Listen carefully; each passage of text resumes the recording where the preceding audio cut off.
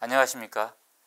공무원 시험을 준비하는 수험생 여러분을 위한 행정학 기본 강의 특강을 지금부터 시작하도록 하겠습니다.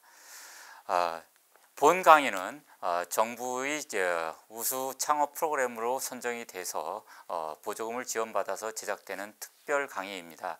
그래서 본 강의는 이 교재를 사용하여 진행이 되면서 유튜브를 통해서 무료로 서비스됩니다.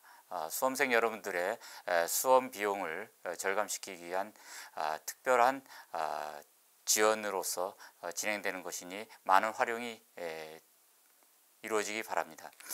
여러분들께서는 이 행정학 기본 강의를 위한 교재인 1% 행정학 책을 사용하시기 바랍니다.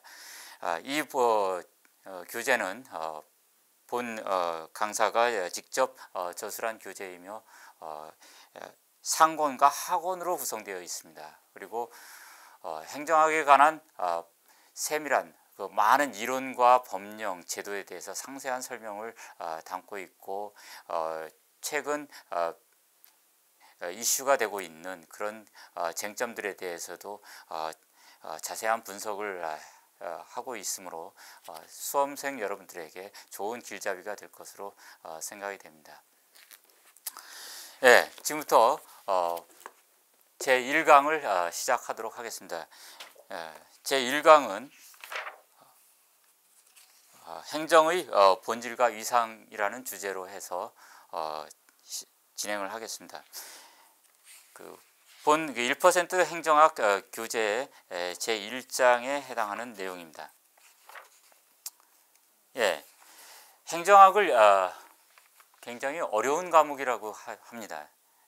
수험생 여러분들이 여러 수험 과목에서 굉장히 공부하는데 어려움을 느끼는 그 근본적인 이유는 행정학 개념들의 그 추상성과 그 다음에 이론 체계의 복잡성에 기인합니다. 그리고 행정학은 응용 학문으로서 그 각종의 이론들이 현실 공공부문의 운영 과정에 적용되는 그런 실용 학문이기 때문에 이론과 현실을 또 양쪽을 다 이해하고 섭렵해야지만 정복할 수 있는 이런 과목의 특징 때문에 행정학은 상당히 수험생들에게 넘어야 할 굉장히 높은 산과도 같이 느껴집니다. 그러나 행정학을 포기하고 대충 공부하고 공무원 임용시험에 합격할 수 있을까요? 지금 경쟁률이 공무원 임용시험의 경우 그 경쟁률이 약 100대 1을 넘어서고 있습니다. 많은 수험생 중에서 고작 1% 정도의 소수만이 살아남아서 합격의 승전보를 받게 되는 이 치열한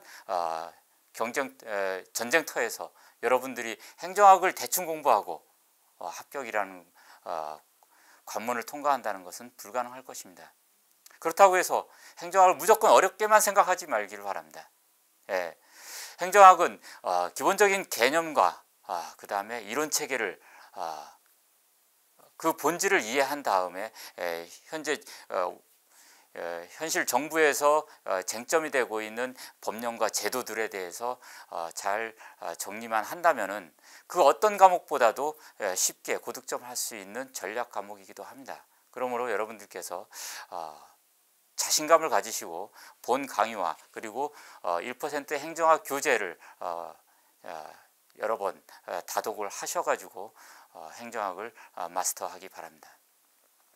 본 강의는 1% 행정학 교재를 중심으로 해서 강의를 진행하면서 핵심 쟁점이 되는 부분에 대해서는 그 이론과 개념들의 배우 설명들을 상세히 해서 여러분들이 단순히 암기식 공부가 아닌 체계적으로 그 본질을 이해하는 그런 수험 공부가 되도록 이렇게 이끌어 나갈 것입니다. 그러므로 여러분들께서는 행정학을 접근할 때 무조건 백과사전식의 많은 내용들을 기계적으로 암기하려고 들 것이 아니라 각각의 이론과 제도들이 왜 만들어졌으며 어떤 맥락에서 형성되었는가, 그리고 그 제도들은 다른 어떤 부분들과 상호 어떤 연관성을 갖고 있는지를 상세히 이해한 다음에 중요한 사항들을 암기하는 그런 방식으로 공부해 주기를 바랍니다. 단순히 여러 사항들을 기계적으로 암기하는 방법은 지금같이 굉장히 난이도가 높은 시험 문제의 경우 실패할 가능성이 상당히 높아지게 됩니다. 그러므로 먼저 복잡한 이론과 제도들에 대한 심층적인 이해를 바탕으로 해서 전체 체계를 정리해 나가는 수험 공부를 권장하는 바입니다. 예. 지금부터 그 행정의 본질과 위상이라는 주제로 강의를 시작하도록 하겠습니다. 네. 행정학은 모든 학문이 그렇듯이 행정이 무엇이냐라고부터 시작을 할 것입니다. 예. 우선 행정이 무엇이냐? 이건 하나의 사회 현상이죠. 예. 우리가 행정을 떠올리면은 정부, 뭐 공공재 이런 것들이 여러분들 머릿속에 떠오를 것입니다. 행정이라는 것을 개념을 가지고 넓은 의미와 좁은 의미로 나누어 볼 수 있습니다. 일반적으로 정부 조직이 행정을 한다고 할 때 행정의 특징은 사람들이 모여서 어떤 목적을 달성하기 위해서 일을 하는 것입니다. 이러한 작업 행위들은 정부 조직에서만 일어나는 것이 아니고요. 일반 기업 조직 또는 교회와 같은 종교 조직 그리고 뭐 각종 시민단체와 같은 NGO 조직들 이런 다양한 분야에서 나타나는 형식 일들입니다. 바로 이 넓은 의미에서의 행정이라는 것은 어떤 그 특정한 목적을 달성하기 위해서 사람들이 모여서 협동적으로 집단 행위를 하는 그것을 넓은 의미의 행정이라고 합니다. 이럴 때 행정은 정부 조직에만 국한되는 현상이 아닙니다. 이 사회에 존재하는 모든 형태의 조직에서 일어나는 행위들은 다 사실상 행정이라고 볼 수 있습니다. 이럴 때는 정말 우리는 뭐 기업에서 하는 건 경영이라고 그러고 정부에서 하는 건 행정이라고 이렇게 일상생활에서 얘기하는데요. 그것은 사실상 학문적으로 의미할 때 넓은 의미의 행정에서는 그것은 사실상 경영과 행정은 본질적으로 같은 의미가 되어버립니다. 자, 이렇게 넓은 의미의 행정을 사용하면 사실상 행정을 연구한다고 할 때 사실상 경영학이라든가 여타 학문과 구별점을 가지어 나갈 수가 없어요. 그러므로 행정학이 독자적인 영역을 가지고자 할 때는 이것보다 좀 더 좁은 의미로 나아갈 수밖에 없습니다. 좁은 의미에서의 행정은 교재에 있는 것처럼요. 그 정치 권력을 기반으로 해서 목표를 설정을 하고 정책을 형성해서 그것을 구체화해서 집행하는 관리 행위로 이렇게 개념 지어질 수 있습니다. 자, 좁은 의미의 행정이라고 할 때 여기서 개념이 나왔죠. 하나의 권력성입니다. 목표를 설정한다라는 거. 하나의 공익과 관련된 공공적인 목표를 설정하는 행위는 기본적으로 권력과 관련됩니다. 그러한 목표를 달성하기 위해서 정책을 만드는 행위, 우리는 일반적으로 정책 결정이라고 하는데요. 우리가 기본적으로 어떤 관리 행위라고 할 때는 그런 그 권력적인 정책 결정 기능이 포함되지 않습니다. 그러나 좁은 의미의 행정으로 갈 때는 이런 권력적인 정책 결정 기능에다가 포커스를 맞추게 됩니다.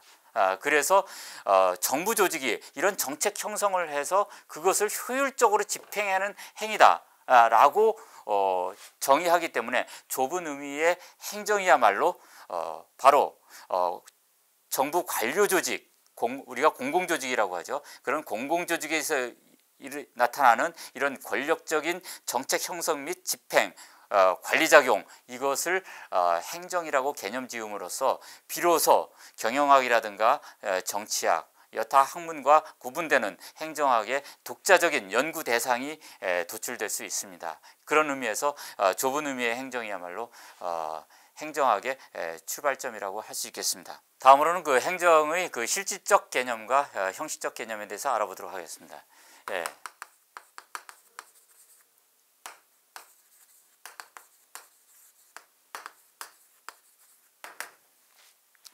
예, 모두에서 말씀드린 것처럼 그 행정 개념의 핵심적인 특징은 우선 정치 권력을 바탕으로 한 공공정책의 형성 및 집행 관리 작용이라고 했습니다.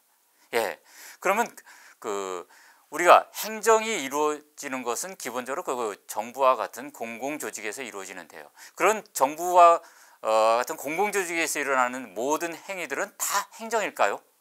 예, 바로 그 문제에서 출발하는 개념이 바로 이 실질적 행정과 형식적 행정의 개념입니다. 예, 형식적 행정의 개념이라는 것은 바로 그 공공관료 조직에서 이루어지는 모든 작용들은 다 행정이라고 보는 겁니다. 그러니까 어떤 기관이 하느냐, 즉 기업에서 하는 건 다 경영이고, 그리고 정부 조직에서 하는 것은 다 행정이다라는 어떤 공식적인 제도와 법을 중심으로 해서 행정의 개념을 파악하는 것이 형식적 개념입니다.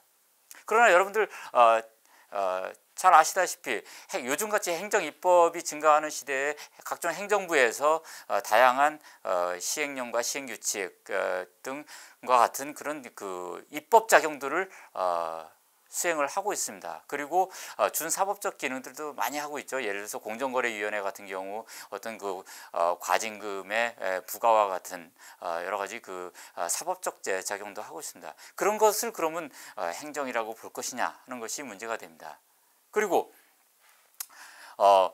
사법부의 경우 대부분의 재판 작용들이 그런 그 사법적 판단으로서 이루어지는데요. 사법부에서 일정한 우리가 행정 기능이라고 볼 수 있는 것들을 수행하고 있습니다. 예를 들어서 뭐 각종 등기소에서 부동산 등기 업무를 수행하는 것들, 이런 것은 사실상 사법부에서 수행은 하지만 실질적으로는 행정 작용이라고 보기에 충분합니다. 바로 이러한 점에 착안해서 나오는 개념이 실질적 행정 개념입니다.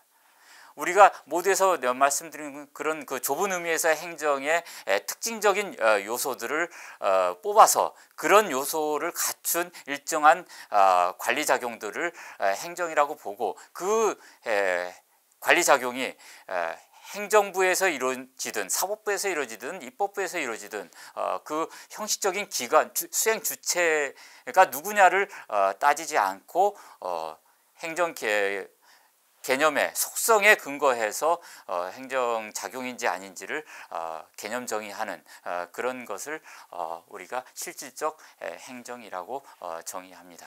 자, 그러므로 우리가 행정학을 하기 위해서 좁은 의미의 행정 개념에 입각해서 행정 개념을 파악하고요. 그리고 행정 개념을 보다 정밀하게 접근해 나가기 위해서는 사실상 실질적 행정에 입각해서 행정 개념을 이해해야 된다라는 것을 다시 한번 강조해 두고자 합니다.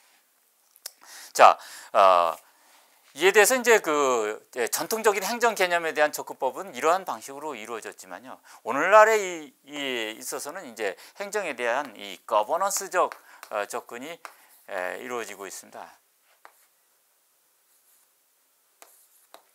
이 거버넌스라는 거는 하나의 그 관계망이라고 이렇게 볼 수 있고요. 이 관계 여러 행위자들, 그 기존의 정부, 그 다음에 기업, 개인, 그 다음에 NGO, 이런 사회 내에 존재하는 다양한 행위자들이 각각의 목적을 달성하기 위해서 여러 가지 작용들을 수행해 나가는데요. 이 정부도 공익을 달성하기 위한 권력적 정책 형성 및 관리 작용을 수행하면서 이제는 일방적으로 자신의 목적을 달성하기 위해서 사회 내 각각의 행위자들에서 일방향적인 어떤 그 관리 작용을 수행하는 것이 아니라 이들과 서로 관계를 맺으면서 쌍방향적인 네트워크를 형성을 해서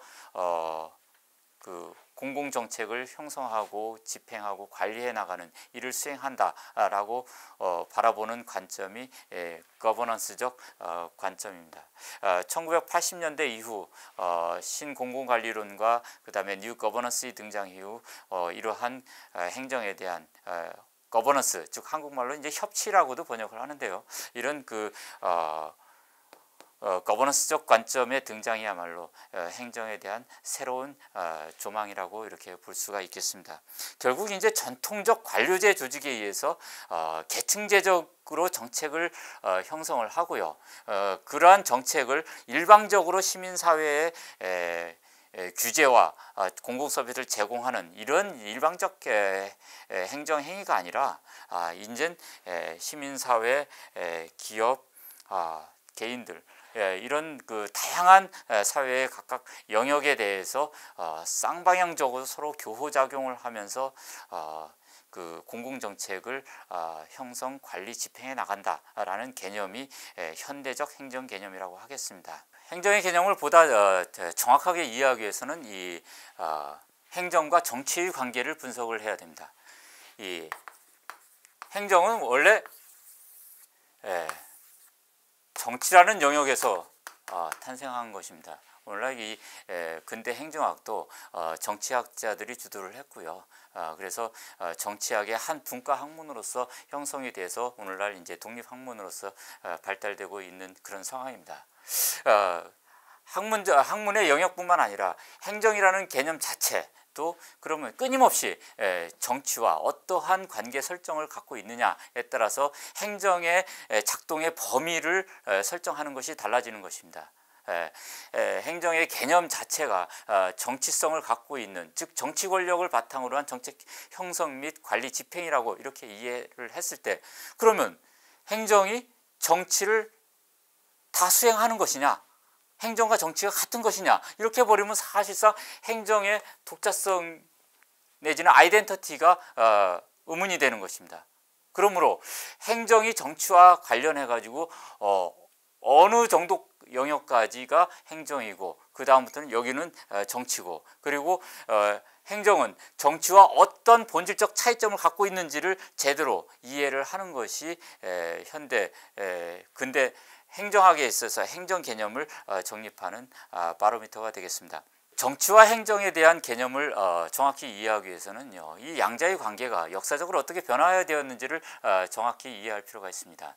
이 정치와 행정의 역학관계에는 근대 사회로 거슬러 올라갈 수 있습니다.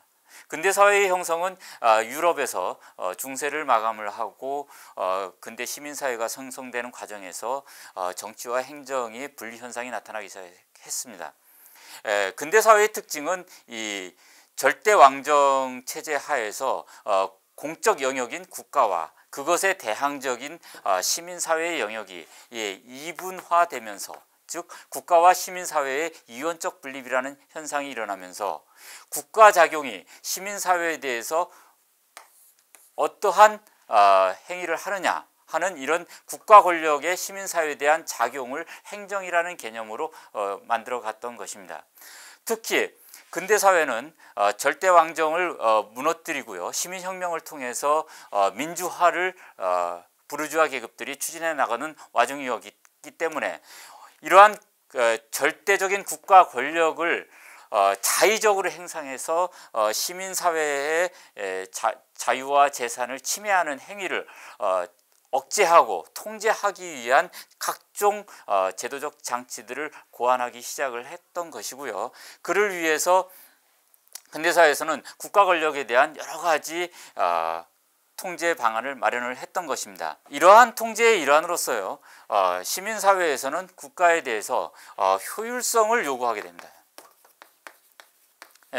시민사회의 이 조세를 거두어서요, 각종 행정 서비스를 이렇게 제공하는 것에 대해서 시민사회는 효율적인 재정 집행을 요구하게 되는 것이고, 이러한 막대한 조세 징수를 통한 재정 집행의 효율화, 즉 국가 목적을 효율적으로 달성하기 위한 하나의 조직 체계로서 이를 위해서 관료제가 형성된 것입니다.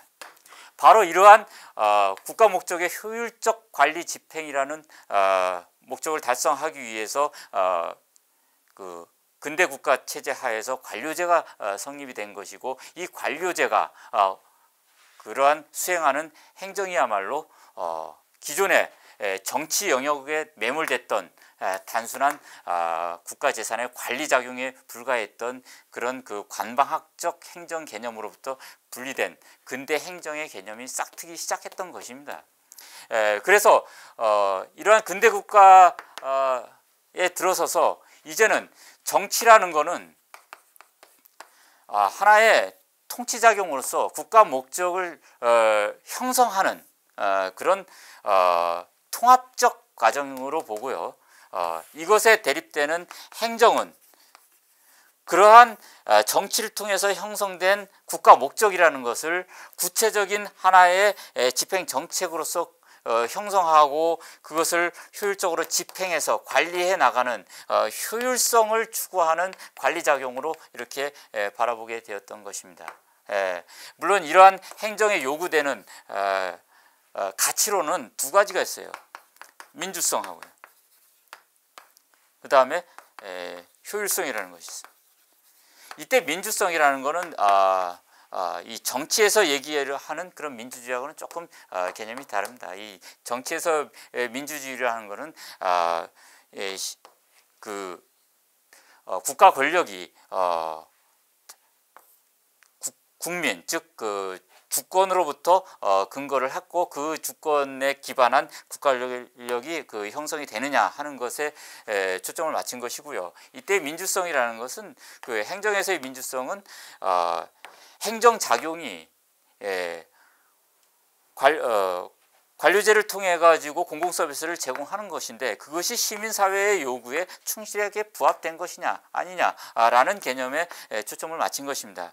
그리고 이 효율성이라는 개념은 막대한 시민 사회로부터 막대한 재원을 조달을 해서 행정 서비스를 제공할 때 이 투입과 산출의 비율 즉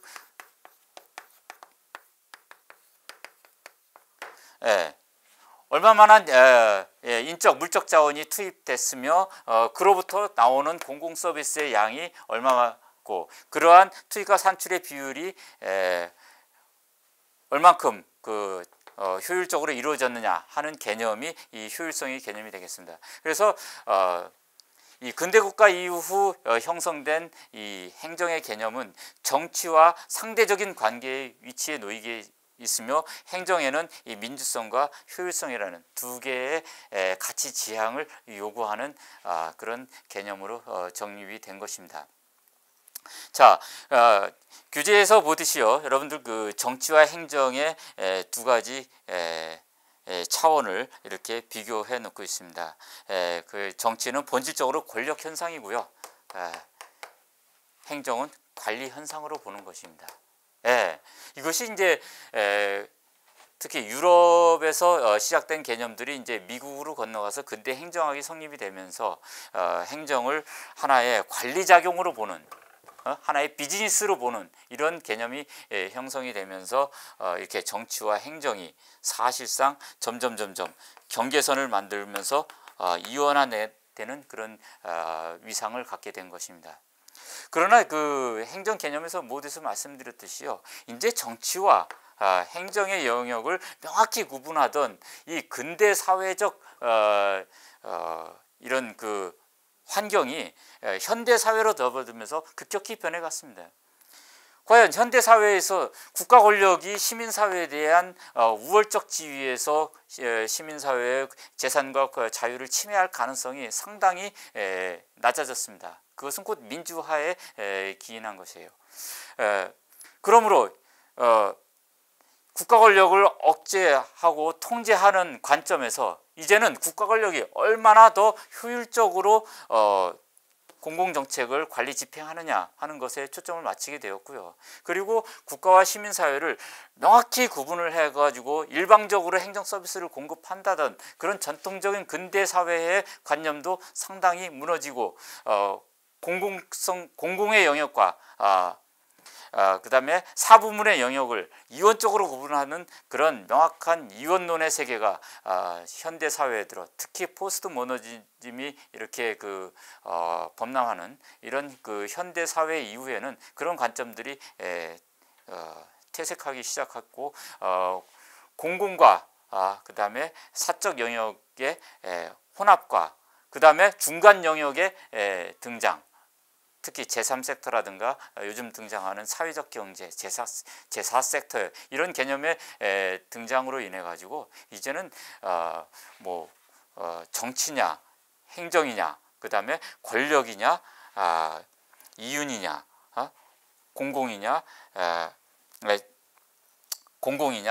사기업이냐 이런 어떤 그 이원론적 그 구분론이 상당히 설 자리를 잃게 됐습니다. 그래서 오늘날은 그 행정이 정치와 이분적으로 구분되는 것이 아니라 행정이 정치와 상당히 밀접하게 관련을 가지면서 공공정책을 형성하는 영역까지 침투해 들어오고 있는 것입니다. 그래서 이러한 현대적 행정 의미에서는 행정의 범위를 목표 설정까지도 포함해 되고 있는 것이죠.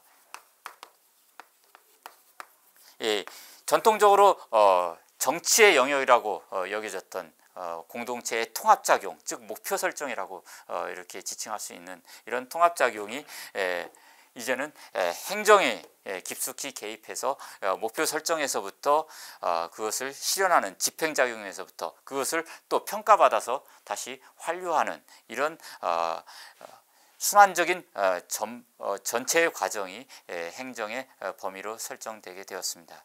자, 여러분들 어떻게 보십니까? 이제 행정의 개념이라는 것이 단순히 고정되어 있는 것이 아니라 역사적인 개념이고 근대 사회에서부터 현대 사회에 이렇게까지 역동적으로 변하면서 그 자신의 그 특징과 범위 이런 것들을 변화시켜 오고 있다라는 개념을 여러분들은 이해하실 것으로 이렇게 생각이 됩니다. 이처럼 행정학은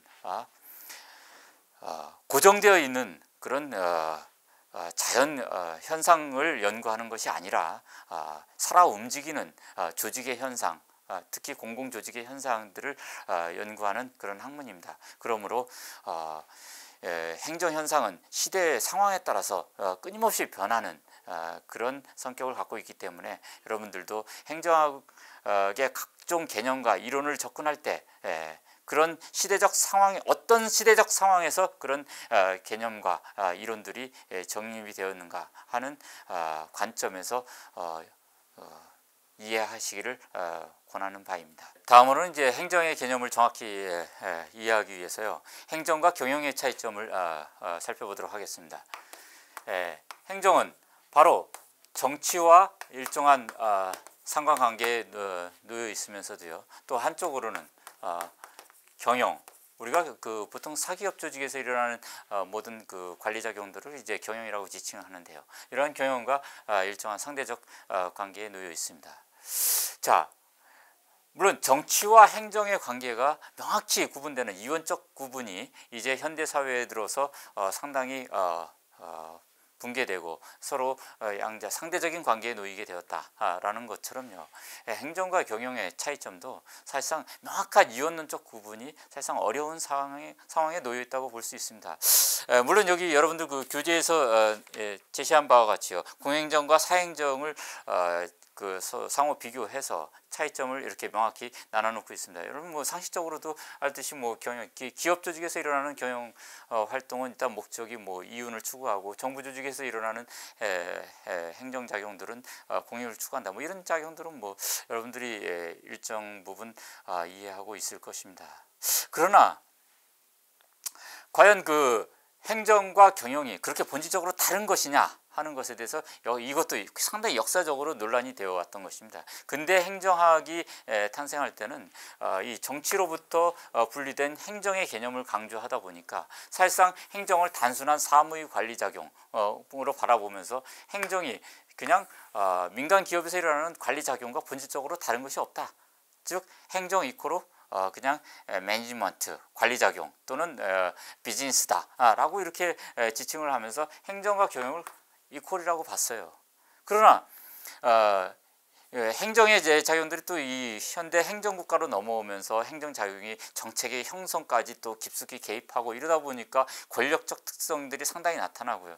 이런 특징들이 등장하면서 행정과 경영은 다른 거 아니냐라고 하면서 또 이원적으로 구분하고 이런 식으로 하면서 역사적으로 행정과 경영 관계를 이거를 이원적으로 구분하느냐 또는 아니 통합하느냐 같은 것으로 보느냐 이런 식의 논란들이 쭉 형성이 되었던 것입니다.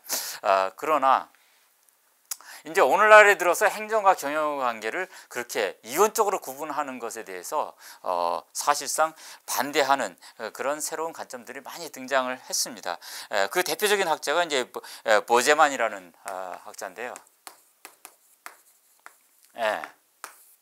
이것은 여러분들 그 구급 공무원 시험에 이미 그 최근 몇 년 전에 출제됐던 기출 문제이기도 합니다. 이 보제만의 그 행정과 경영의 비교 문제인데요.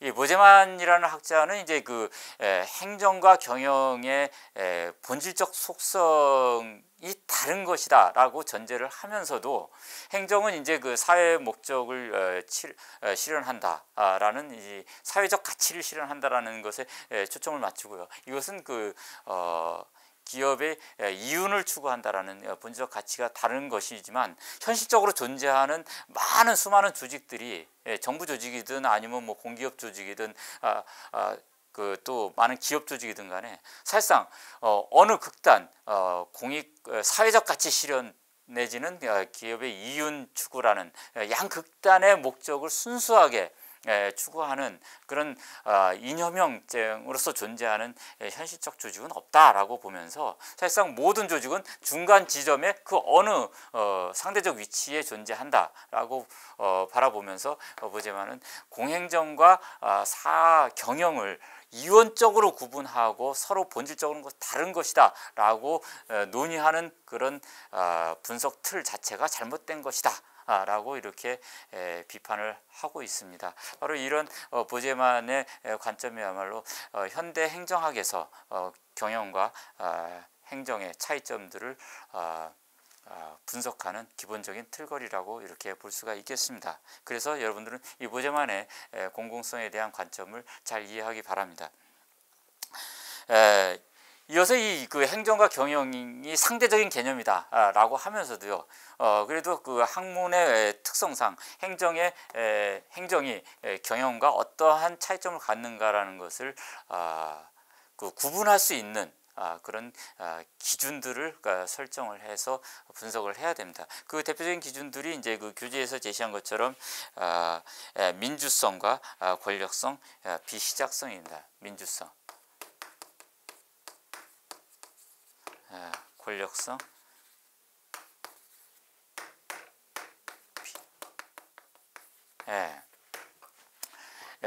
이 민주성이라는 거는 어떤 조직의 수행 주체들이 시민들의 투표라든가 이런 그 대표 체계에 의해서 선출된다거나 그런 그 민주적인 그 투표 과정을 통해서 선출된 정치적 임용자들이 다시 그 조직의 수행 주체들을 임명하느냐 하는 여부가 이제 민주성입니다.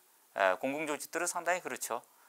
그렇지만 기업 조직은 투표를 통해서 선출되는 것이 아니라 보통 주주총회를 통해 가지고 자본의 논리에서 선임이 되는 것입니다.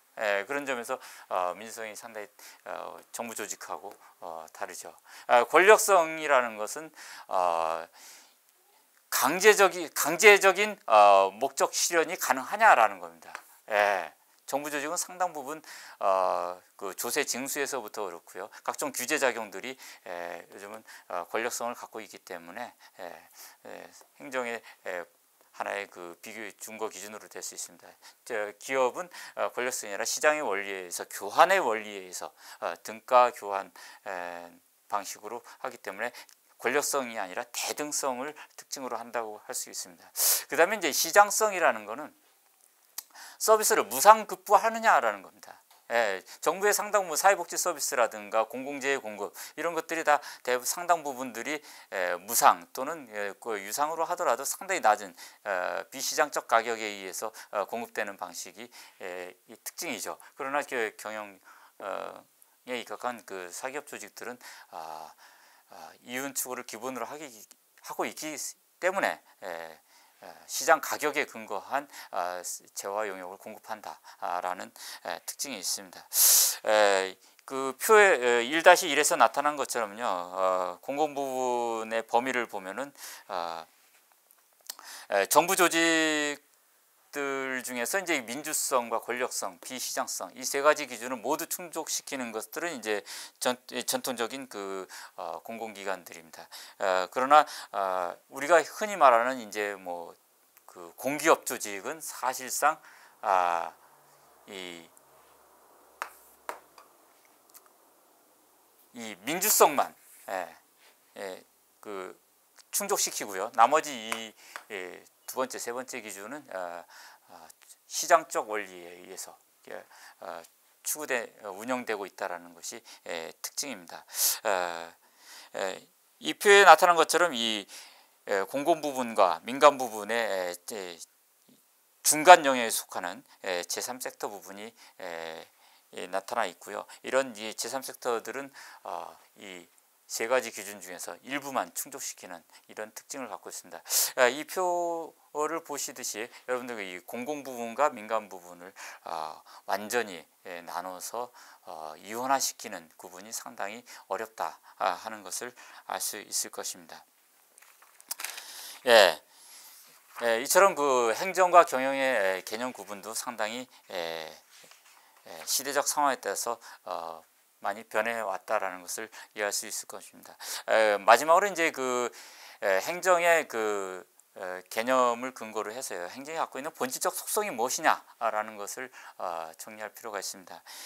결국 이제 행정은 정치와 경영으로부터 상대적인 위치에 놓이면서 관료제 조직이 일정한 목적 달성을 위한 효율적 관리 집행작용이다 이렇게 볼 수 있는데요.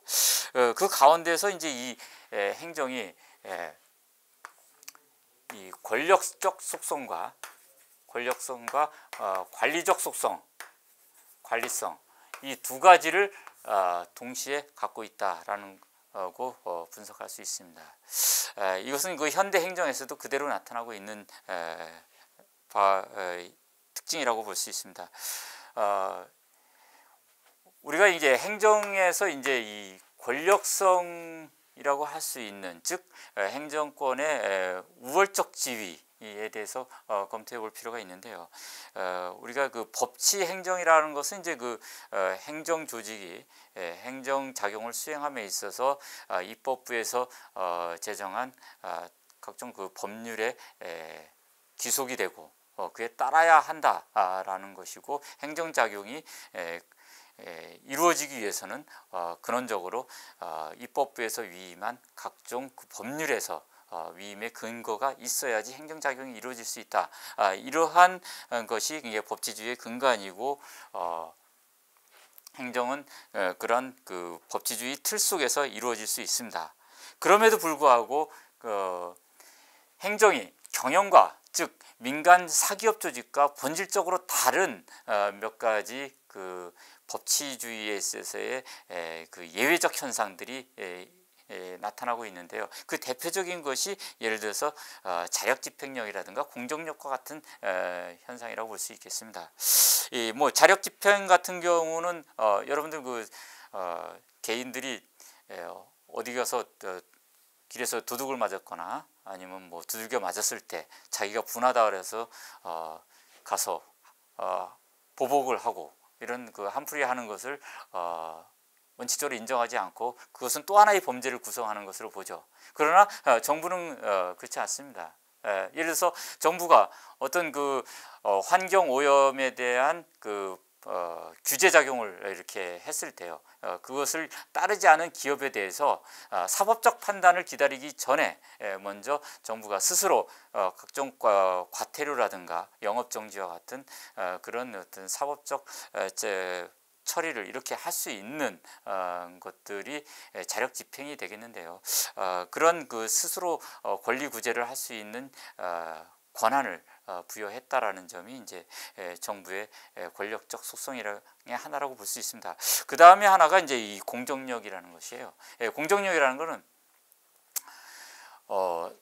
사인의 행위와는 달리 정부가 행한 일정한 인허가 등과 같은 행정 처분에 대해서는 그것이 중대한 하자로 인해 가지고 원천 무효가 아닌 이상 어떤 그 취소의 취소의 사유가 될 수 있는 경우에도 그것이 일단 처분이 내려진 경우에는 유효한 것으로 간주돼 가지고 집행이 된다라는 거. 이것이 이제 공정력인데요.